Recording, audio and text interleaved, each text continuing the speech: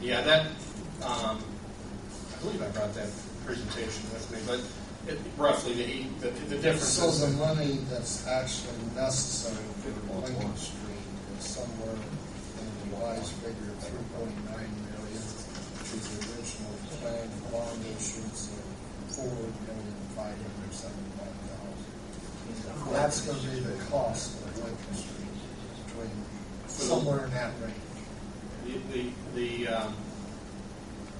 The total cost will not exceed that $12 million figure that's cited, that you just mentioned. The difference between the $3.9 million and that $12 million is made up by the INDOT grants that are in place. Right now, the engineers' estimates have reduced the local share to the 3.9. We'll know precisely what that is when the bids are received. On the early project budget, we had the local share at about $4.5 million, the number you read. So there's been some substantial savings due to the revision of the contractor's estimates. But we'll know exactly what it is when the construction bids are received. Okay. Of that $3.9 million, that's to be funded initially by TIF paying us and us relieving the note, and the issuance of bonds. Correct. That was the original Yeah, we're staying with the original plan. Where there'll be a borrowing of $3.9 million. We're breaking it into two pieces. If you ever build a home, you may I understand. you do kind of a construction loan, and then you lock into long-term financing. That's what we're doing. We're going to have a construction loan, and then we're going to take that out of the long-term financing. But we're looking at the total borrowing at $3.9 million. And how lucrative is the TIF fund right now? And how much of it, of their current monies, is being devoted to Lincoln Street versus other proposed entities, such as the plan or Freeland Road? I know that it has improved this year. The estimate is around $450,000 revenue stream. So we're looking at payments of being around $320,000. So I feel comfortable that you're not going to be taking all of that revenue stream. Actually, we're looking at doing a little bit less than we originally expected. So the revenue stream will be impacted by how future growth occurs. It'll be impacted by how tax rates change. So we can anticipate it going up and going down. But I feel comfortable that you're not going to be in a position that it's going to strain your ability to make that lease payment. On this proposed ban, have we ascertained any rate, and is it fixed? Is it adjustable? And who is it with? Is it local? Is it city? What is it? We're going to look to the local financial institutions. We have not approached anyone yet. We're in that time frame where that's the right thing to be doing. We'll start that here shortly. When we enter into the final agreement with whoever lends the money, it will be fixed, so there won't be any question as to what the total cost is. Our planning number is around 4%. I think that's conservative. I think we do a little better than that. But we'll find out what the actual number is when we start discussions with the local financial institutions. If, for whatever reason, they choose not to participate, there will be a market for this. We like to start locally before we start going to some of the other lenders around the state.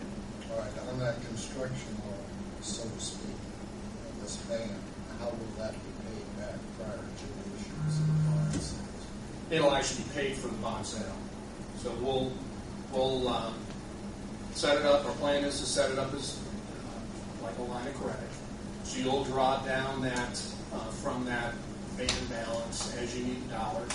And then when we get to the end of construction, our plan would be to sell the long-term bonds, pay off the construction loan, and again, you'll be locked into fixed rates with that long-term bond issue. Okay, one other question, please. Mhm. Who will be underwriting the bonds? And what kind of fees will we encumber for the issuance of bonds by a normal citizen? Who will be underwriting them will be determined when we sell the long-term bonds. At this point, with what we know today, we'll probably do it as a competitive sale and invite the various underwriters to submit bids and award that for the lowest cost of borrowing, which will be a combination of the interest rate and any underwriters' fees that they bid at that time. So that'll be fixed about a year from now when we're ready to move into the long-term financing.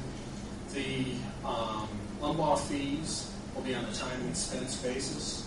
Our planning number is around $10,000 for the bond anticipation note, and somewhere around $30,000 for the long-term financing. All those costs are accumulated in that $3.9 million budget. Have those costs already been presented to our decision makers? Yes. Thank you very much. I feel like I was very uninformed. Thanks for being the president of this authority. There's one question mark that Yes. wasn't answered, and that's the one, does that include Freeland Road extension, something like that? At this time, it's not, but revenue's not there. Hopefully, we work something out in the future on that, combine revenues produced from that area. It's kind of like we did with Richmond First GPA. Then the work, since time to work with developers, might be something done there. But we understand what our source of revenue is. We want some sort of a reserve there in case it would happen. That's why I said like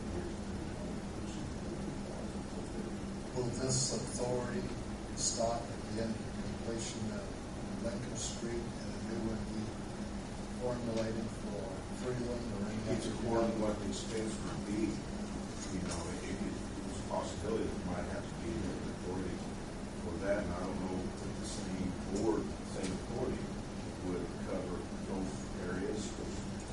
If the next project, if there is a next project, that is going to be driven by the dollar value, just like this one is. If that dollar value requires us to use a lease, then the gentleman or this board would be involved with that. It's, simple figure that we can do something that we can't do. We're trying to find out ways that we can do this. Basically, the rooftops is what pays the bills.